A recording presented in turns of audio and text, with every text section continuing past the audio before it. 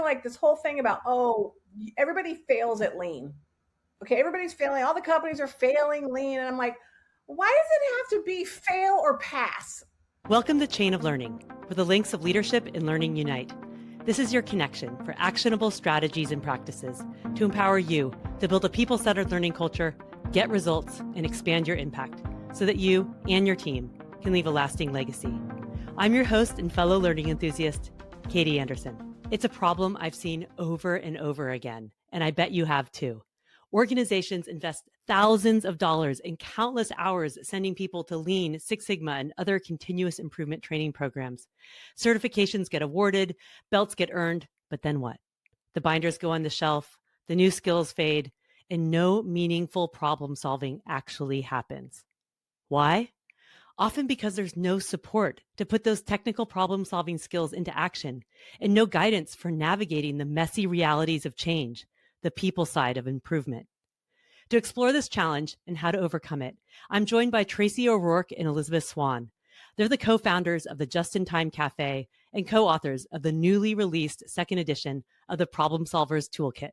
Together, they bring over 50 years of Lean Six Sigma experience, having trained and coached thousands of problem solvers across industries, from healthcare to government to manufacturing and service, helping organizations turn knowledge into real results.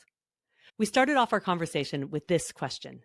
When you see how often people complete a training program, but never put their new skills into practice, how did that reality inspire you to create the Problem Solvers Toolkit? And how do you see it help closing the gap? Let's dive in. This is a really big issue when people go through the belt level trainings. And, I actually do like the belt level trainings because they are specific. They can help people learn. Yet there's a lot of programs out there that you do green belt training and there's no project requirement. There's no application. And we're sort of, we really wrote it because we wanted to be a companion to like a green belt. But in reality, it started to become, this could be helping people apply the tools and the methods if they didn't get any type of application while they were going through training. And I'm seeing it more and more. There seems to be more certificate mills, quite frankly, and more organizations that are offering a certificate with no practical application, and it drives me nuts. So really, this was to solve the issue that I feel like I'm going nuts. I'm just kidding. I don't know. What would you say, Elisabeth? Yeah, I'm with you. I feel like there's sometimes a disconnect between, what is education and what leads to retention and recall. And this assumption that you could just get the topics and the learning without the application and it would actually stick.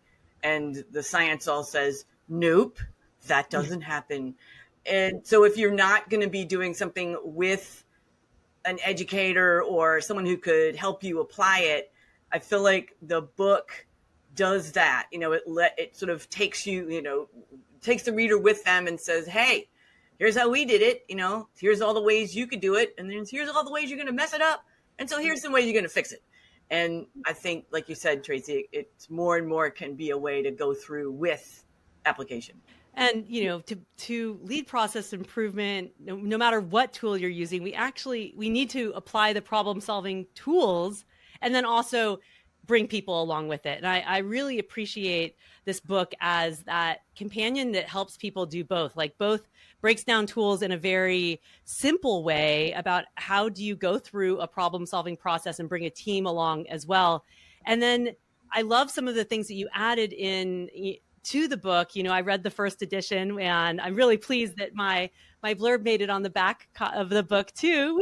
Because I really think, as leading process improvement, we got to know how to use the tools and then and more. So tell me about some of those aha moments that you had in creating this revised second edition around that too, because that was something I really thought was a standout and makes this book truly a great companion for anyone leading problem solving in organizations. Yes. There's a bunch of angles we came at that Tracy and I both kind of took in from that first edition. I'd say one of them was how popular the potholes were. Thinking about usually tool books are, here's a tool, here's an example, step 1, step 2, step 3, off you go. And Tracy and I went, okay, all that, and here's how you're going to mess it up. And then potholes and detours. So here's how you can fix that. And so since that was hugely popular, when we gave it to our editorial board for the second edition, we were invited them, like, you got any more potholes? We'd love to hear them. And they really came through. And I kept thinking, there's no more ways you could point out that this could go wrong. But there's work environments we're not as familiar with. Tracy and I are more service. There's manufacturing. And there were just nuances that we hadn't considered. And so it was really fun to get those. And people were so studious, like especially Sally Toyster was like, here's a pothole. I'm telling you right now, this one is a killer. And here's what you do. So I was like, that was nice, right, Tracy? Yes. Yes. And I want it for those listeners who haven't read the book or seen it. One of the great things is it's written as a journey. Like it's Tracy and Elisabeth in a car going on a road trip, and so that's where the potholes and detours as a metaphor for those, those like you're gonna hit a hole and things are gonna go sideways. And how do you do some workarounds as well when things are happening? And so I like that metaphor because, as we all know, like. Things are inevitably not going to go the perfect way. And we don't often equip leaders or continuous improvement specialists or teams with like the skills to how to handle that or what to do. And so I really appreciate that you brought that in to like, how do you apply a tool, but also what do you do when it's not going right or people aren't engaging with it or you're getting stuck? So yes. And I really, to me it is, that was very purposeful, obviously, is, the car, the journey of continuous improvement. All problem solvers are going on journeys, and we want to, our take is make it an adventure, right? Like, let's how are you going to learn? Buckle up, right? And enjoy the ride. And, what are you going to do to go on this journey and make it the best journey possible? And so one of the things we did add also, and I know Elisabeth will talk about some of the pieces too, is sometimes process improvement is hard. Sometimes it's a slog, honestly. It involves change. Change can be painful for people. Certain changes can be really painful. And, I'd love to think it's all rainbows and unicorns, but the reality is it's not.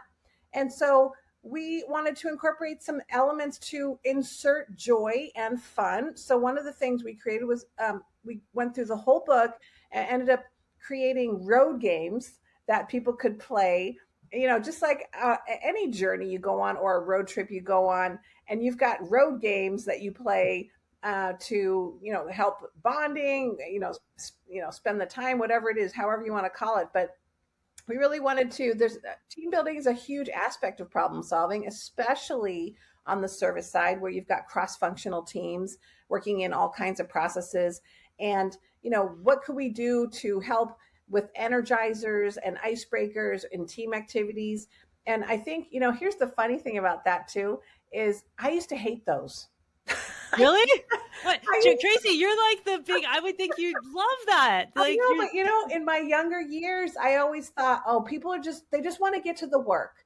They just want to get to the work. And I don't want to, and I'm going to be honest and say my younger self wasn't as confident. And so I felt like, okay, they're not going to, somehow it's maybe they don't feel like I'm going to be professional enough, just what you think about when you're young.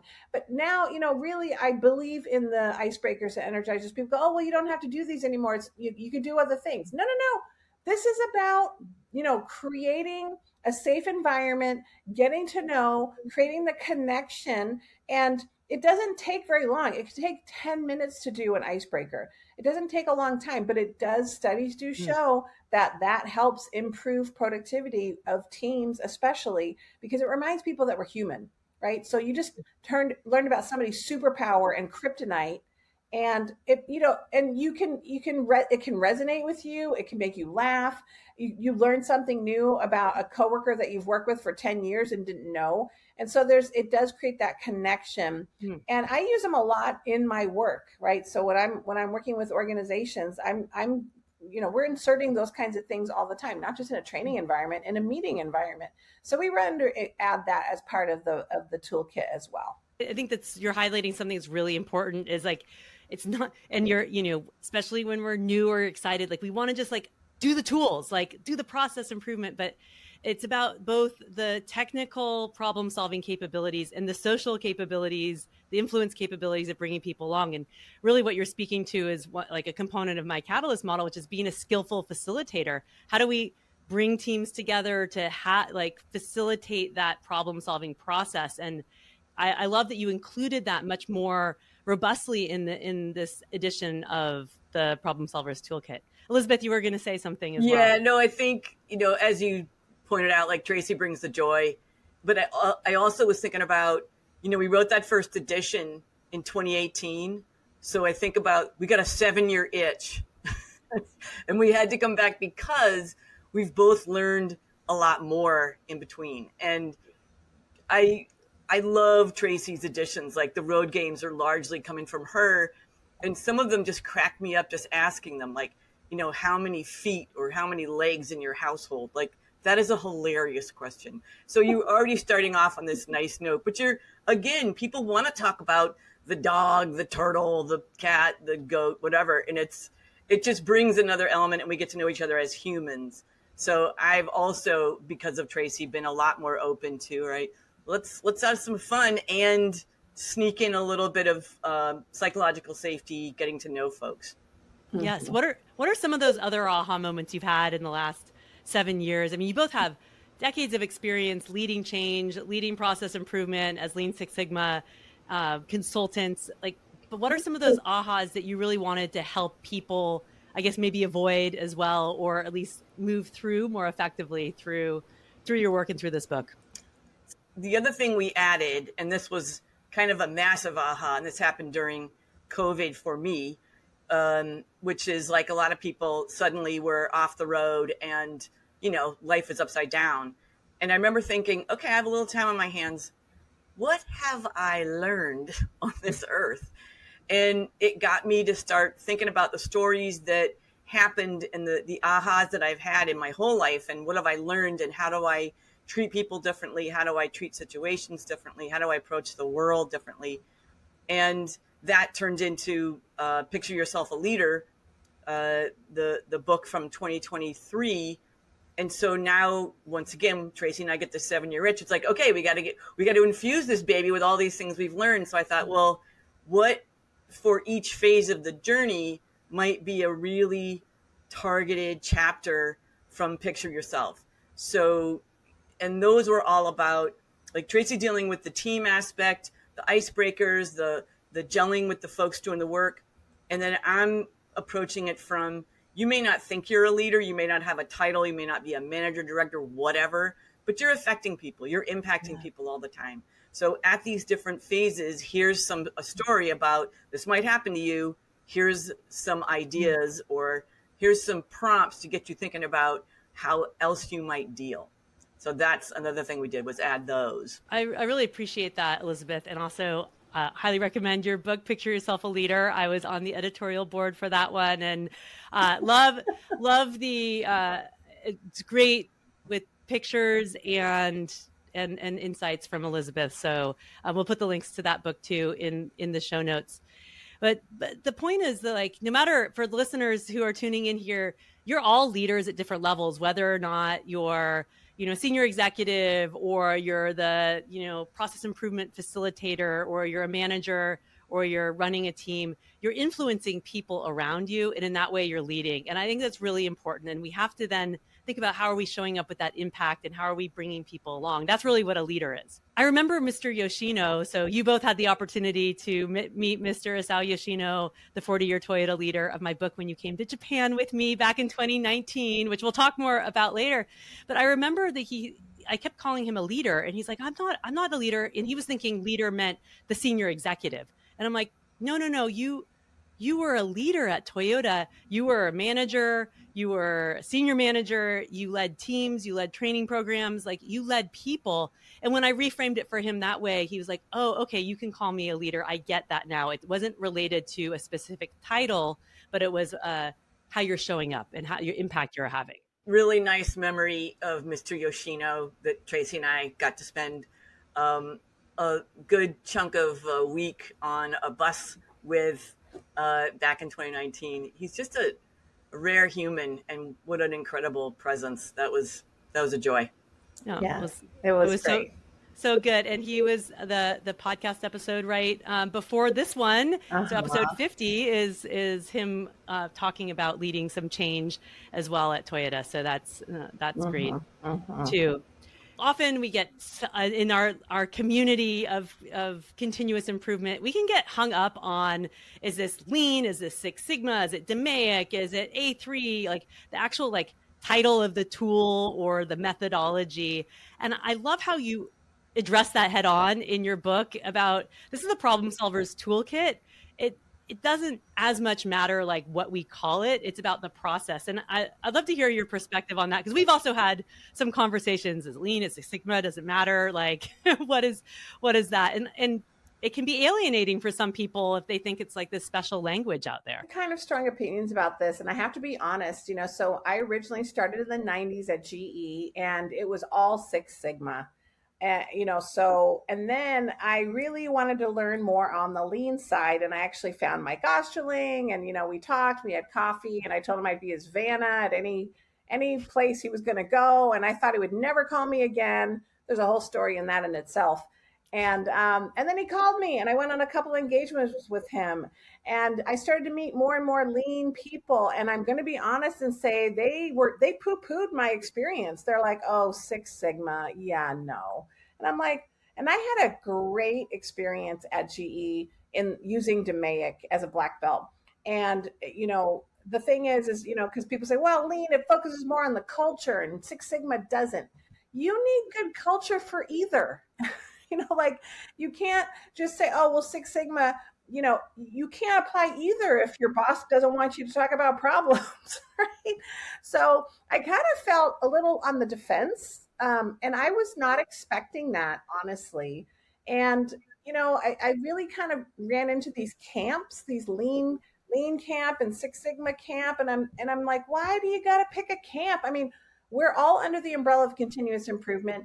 And if this tool works to solve the problem, use it. Who cares where it came from? And, why does it have to be, you have to use this, or I don't like that you don't use this? Why can't it just be people learn and grow? And you know what the best tool is? Do you know what the best method is? The one that's being used. Right? So, why, if someone learned PDCA, why are you going to force them now to use DMAIC? Or vice versa, because it's still the same thing. You're still, if you do it right and you're doing it right with people, you are exploring root causes and trying to figure out what is causing the problem. And then you're going to try to fix those root causes.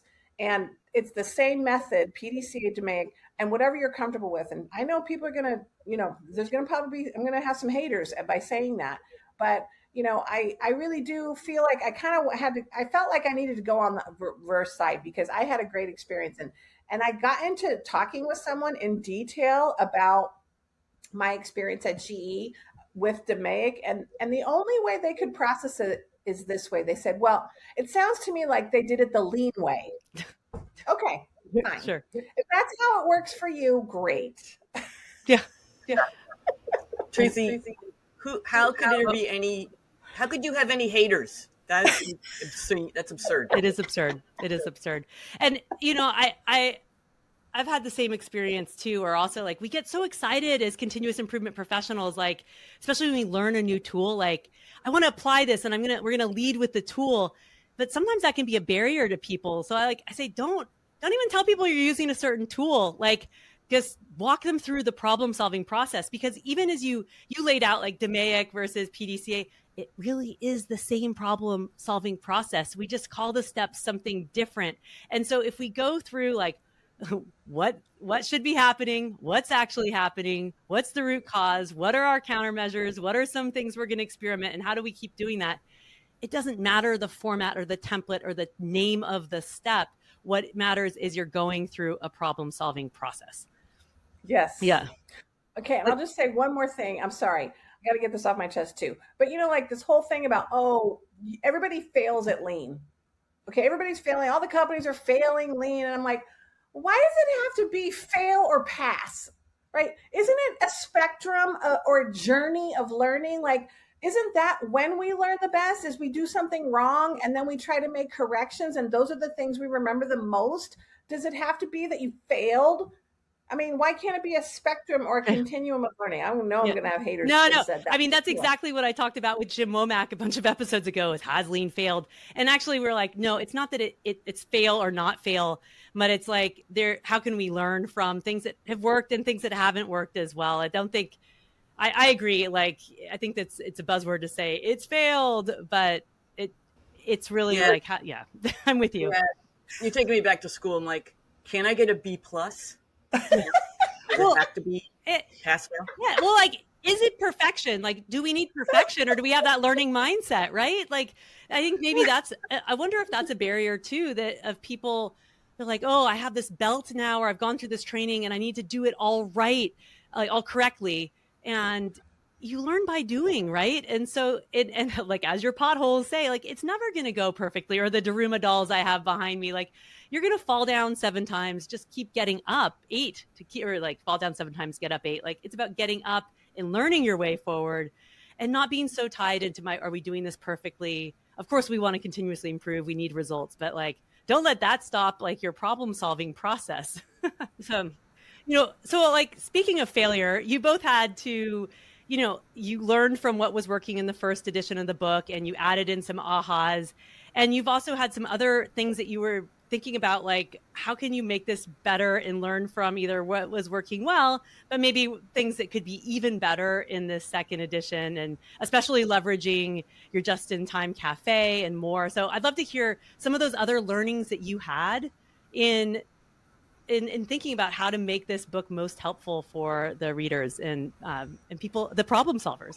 I think I can start it and then Tracy pick it up, because we both had a bunch of ahas. But one of it was, bringing it into our new home, the Just-in-Time Café, meant, hey, we are going to redo all the graphics. We're going to bring in all new people. We got to have Tracy's and my hilarious little avatars in the car and throughout the journey. So that was like a kind of a joyous thing. Like, oh my God, we reimagined all the characters, because now they're in the Just-in-Time Café for the case study. And that meant, hey, we get to redo all the infographics, right? And that was a blast, because those could be better. Like Tracy was saying, it's been 7 years. So, hey, let's step this up and let's make it more of a story. I feel like story is a big piece of our lives. And when we actually do improvement, people don't all behave the way you want. So, hey, there's a story at the cafe. Not everybody behaves well the entire time. So I think that was a really nice opportunity. And then it was, our house is the cafe, so let's pull it all into the cafe. So Tracy, you want to pick it up there with what that turned into? So we had a lot of fun with it. We were very excited about revisiting some of these pieces, and the colors. We changed the colors. We changed the graphics, and then the examples, like, so we have templates for everything, because again, this is problem solving and there's lots of tools and templates that you can use. So we updated the example for all of the templates, which was great. And we created, as Elisabeth said, a new digital house, which is the JIT Cafe. And you can go to it, what goes along with the analogy of the journey. You can go to the glove box. The glove box is our digital treasure chest of templates that you can go to, and we've got some descriptions, but mostly it's got the road games, it's got the personal pit stops, it's got the templates for every phase. And so now it's all nicely packaged on the JIT Cafe, and it's always accessible for people. It's free, so you get all these templates for free, and all the road games are free, all the pit stops, personal pit stops, it's all there. So we are super proud of that too, because we wanted to make sure that, people didn't have to figure it out. Like, so we talk about all these great tools, and how about having a digital toolkit to go with you on the journey? That's awesome. So people can go and download all of the resources that you talk about in the book. That's very cool. Yes. All of Tracy's fabulous road games, the icebreakers, the team activities, all the excerpts from Picture Yourself a Leader. Those are the personal pit stops Tracy's mentioning, all in the Just-in-Time Café and in the glove box. And I'll say back to another aha Tracy and I had. We've both worked with clients, with students, with customers who struggle with the onboarding process. And that just felt like, hey, if we were going to do an example, because at one point we had a medical example, and we still do. There's a healthcare example on a lot of the templates. And Tracy said, hey, this is such a universal process that you've either been through it or you're bringing people through it. But either way, you have felt the pain of onboarding a new hire when it doesn't go right or fast or completely. So there is a new hire example on every single template. We did. And we worked hard at that, some of them were real pains. I mean, so I teach at UC San Diego every quarter, every cohort. I require a project to be done as part of the Greenbelt course.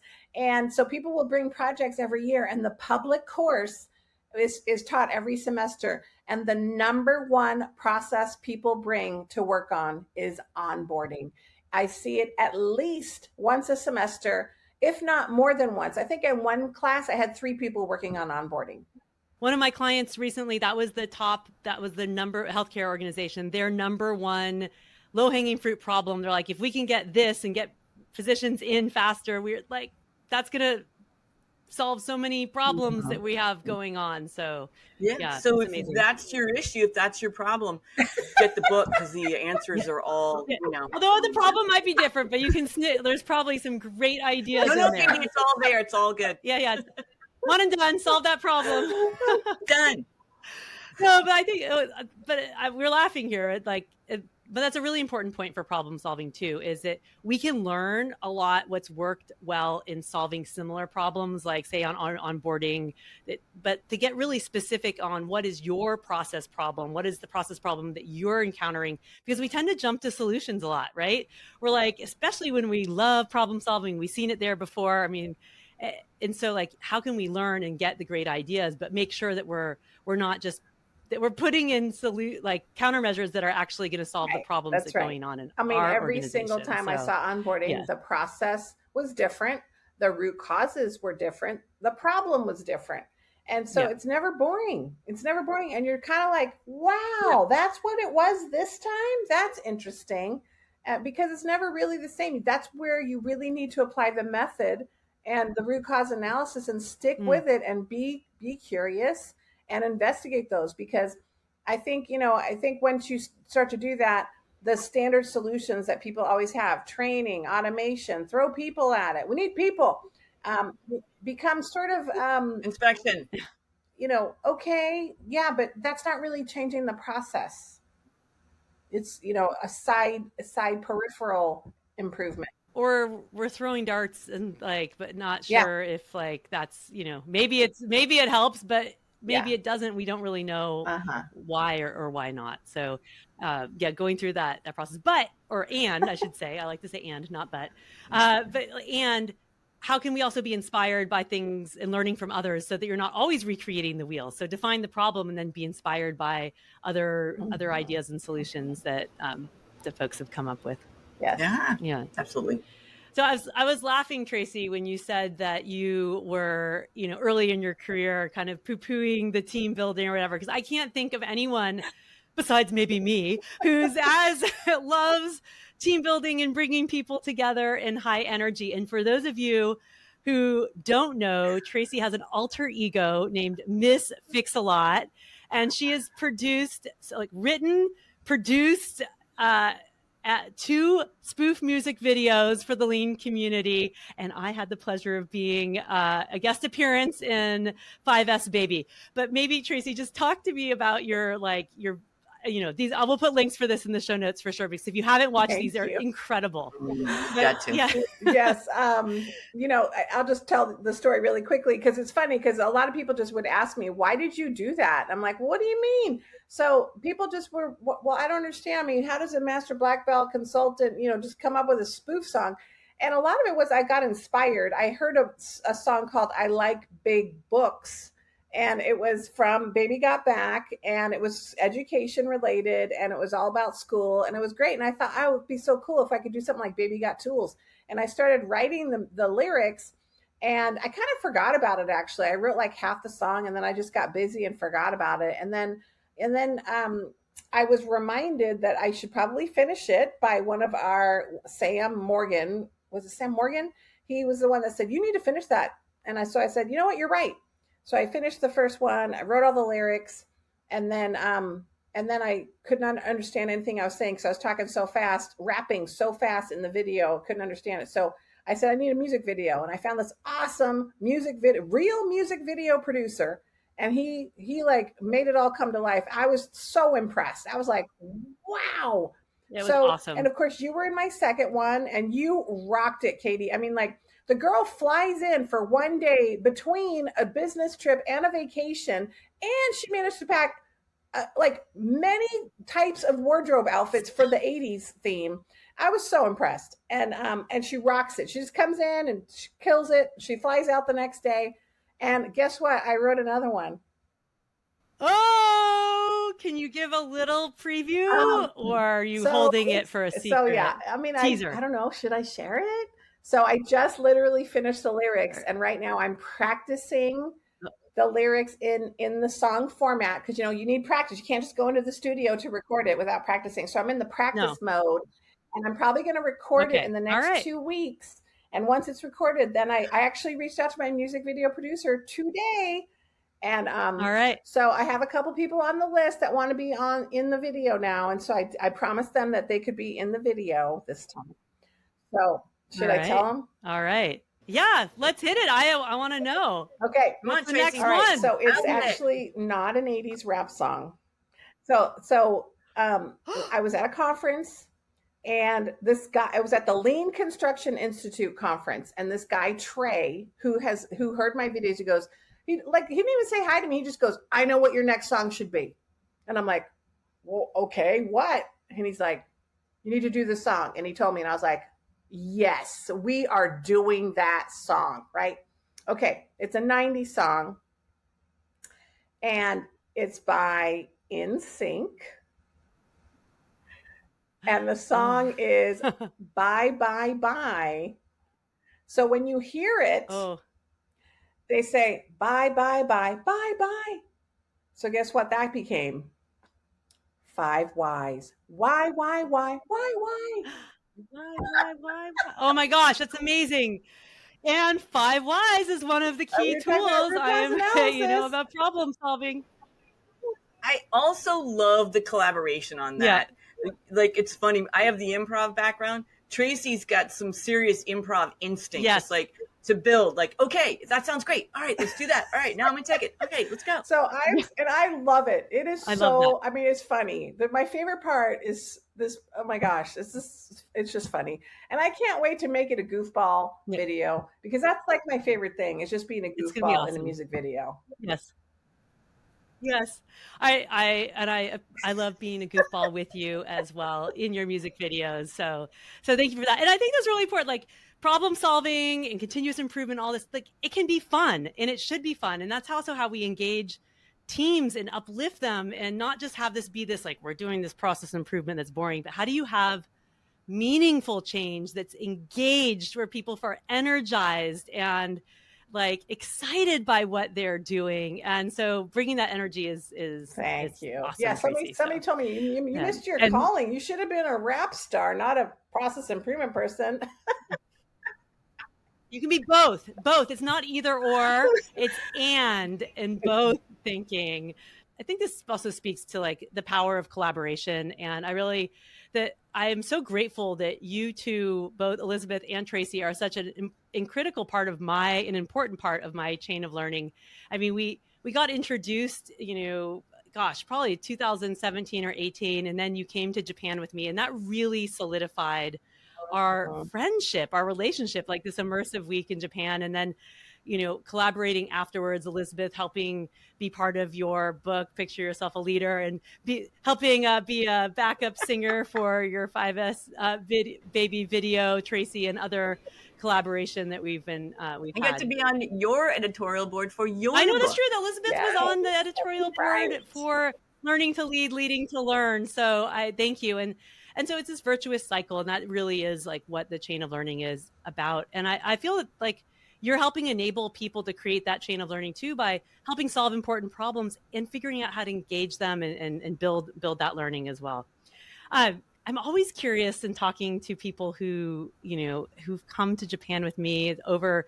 I'm my 8th cohort's happening this year. It's incredible. You were in cohort 2, but like obviously it's a fabulous experience. Like we know that, but I'm really curious. Like what was some of the lasting impact or takeaways that you had from that experience that's really influenced you as a consultant, as a leader, as a human being? I think the big, unbelievably exciting thing for me was I had just read Tree Ring Management, Tree Ring Growth, Tree Ring Management. Yep, by Ina Tree Ring Foods. Management. Yep. Yeah, and then we went to Ina Foods, and the revelation of how that manifested as a company, and things like his 100-year calendar, which is right behind me here. I have my own copy. That's such a great way to look at the world, and the way everybody there was part of the community, and they could work on the grounds, they could take the tools and go home and work on their own grounds. And the place was beautiful. That beauty was part of it. And there were art galleries and local artists. It just was this incredibly inviting community that was producing great things. I think about all the time when I was out there, they were producing saran wrap that was made from basically agar, right? Seaweed. So it was like, I love this. Like, just building great things, doing great improvements, all focused on the worker happiness. Like, just those, it was just, he turned so many things upside down in a great way. So thank you. I mean, this Ina Foods is one of the cornerstone parts of my program. And I found out recently I'm the only international guest that they have. They offer learning experiences for people to come go see from Japan, but it's exclusive to me. So it's just really special. And the focusing on human happiness and engagement, and it's in the long-term view, and that growth happens, like whether or not it's big or small, year by year. And it's about getting a little bit better every time. We get so focused on those outcomes and the problems we need to solve, but like if we can get back to that essence, it's so powerful. And I remember it was Elisabeth, I think it was you who might have asked, because you were like, how do you measure happiness? And that was a real aha. Like we were talking about like how do they have happiness in their organization. And the executive said, he was like confused by your question. And he said, I don't understand. He's like, well, but why would you measure happiness? Like, because you would know as a leader, like he's like, do you put a survey out to your family? And, he's like, no, because if they're happy or not. And so I think that really speaks to just a different mindset, that we tend to be so measurement oriented, which is of course really important, but we are overly measurement focused. And it's actually, if you're out there with your team members, you can see what's happening. So I thought it was a very provocative and important question, because it really highlights something that, again, how can we turn our thinking on our heads too about the value of the work that we're doing and how we're showing up. So thank you, because that was to me one of the biggest learning moments I've had. I mean, Japan. I was going to say the same thing. Is I was like, oh, I think we have a translation issue. Why does he not understand our question? Because it's all through a translator. And then he totally understood the question. He just didn't understand why we were asking it. Right. And he was just like, yeah, I mean, like that blew me away when he's like, well, do you survey your family members? No. And then I realized at that moment that it's like a completely different shift in how they view people who work there. It is a welcoming to the family. And just, it was a very impressive visit to Ina Foods. But so I can't say that was, because that was already taken. But I also enjoyed going to the school too, and watching third graders learn about respect and I think what blew me away there was, first of all, everybody ate the same thing. Like, try to have that happen in a third grade school here or a third grade. Yeah, even at the dinner table, everybody's eating different things. All the kids ate the same thing. They prepped the food. They made the food. They served the food. They cleaned up the food. They didn't have like a cafeteria that you go to. It was the kids that were doing it. But I think the very important, like memorable question to me was everybody got their food, and just before they sat and ate, they had to reflect on one question. And that was, do you feel that you can finish the amount of food on your plate? And if you can't, put some back now. What? Like the idea of waste and just minimizing waste, because the expectation is your plate will be clean and you need to decide how much you are going to be able to finish. And if you can't finish, then put some back now. But if you want more, take more. So it's not like, so like that incredible reflection of third graders, like really thinking about, how hungry am I? Blew me away. And that's just so not how that works. It was just a very different cultural change that I remember vividly. And I had so many good experiences. I honestly could say that that was one of the highlights of my career, Katie, is going on that trip with you. To me, I mean, I've been doing this 25 years, and that was just incredible. If I could go every year, I would go. I've had people come back, not just once. So maybe sometime in the Mhm. future we can make that happen. I really value that. And to me, it's also building this community and the relationships that we've had and how we've been able to continue to help each other and help other people too. And so thank you for being a part of Yes. my chain of learning. Well, I'm super, there's so much more we could talk about. But at the end of the day, like in this field of continuous improvement, it all comes back to solving problems, right? And then, so we got to know how to solve those problems, not just put our training on the shelf, but then bringing people along too. So I love the book, The Problem Solvers Toolkit, and it's a great resource for anyone who's solving problems. And I really value, all the, I really value that this is the resource now. If I had this when I was leading continuous improvement teams in organizations, I mean, I'm much more focused on the leadership side now and the behaviors.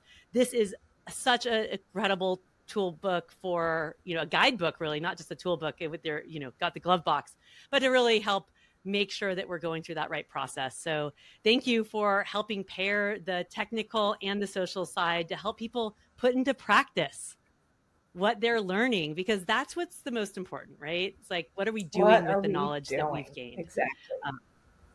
What are we doing? So as we close, I have one question for you both. So what is either like, what's your top recommendation for folks coming, who are excited about problem solving and maybe have taken a few training classes? Like, how can they be most effective in actually getting traction in solving problems in their organization? I think curiosity is the most important thing. Humble curiosity. And so, really trying to understand why things are the way they are. And because change can be very difficult, and a lot of people try to avoid it. But I just think being curious and holding on to that curiosity, and being curious about what people do and asking people respectfully because you want to understand. And I think being a student, sometimes people like the idea of being a student. If that doesn't resonate with you, be curious. And I feel like being curious will I think help motivate people to learn hard things. And to me, it's sort of like um, letting your childlike curiosity. You think about how I talk about this in one of my talks. You think about how kids are. They are fearless. They will pick things up and try things. They have to touch things. They have to ask questions. And it's sort of like that childlike curiosity of things. And then how do have you ever seen a kid, pick up a rock and stare at it like it's a treasure? Like, how do you capture that?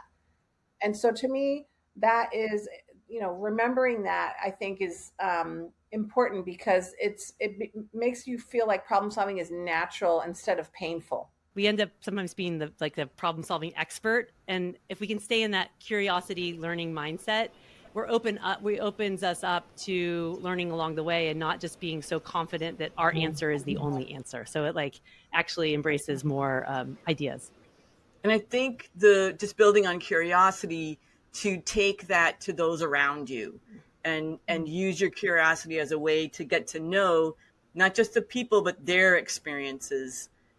And that helps build your understanding of how things work, and what's their perspective on how it works, or why it works the way it does. And I think that expands your perception of what could be better, right? Because if you're just in your own head thinking, well, this is irritating, I don't like this. And we do say fix what bugs you, but find out what's bugging everybody else too.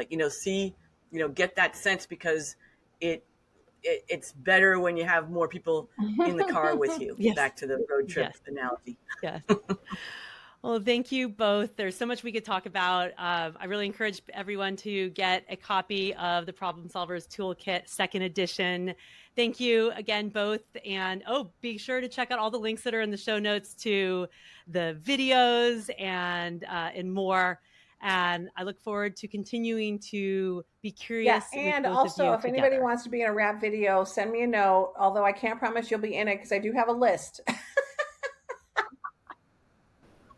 There is a screening process. You're not going to stop at 3.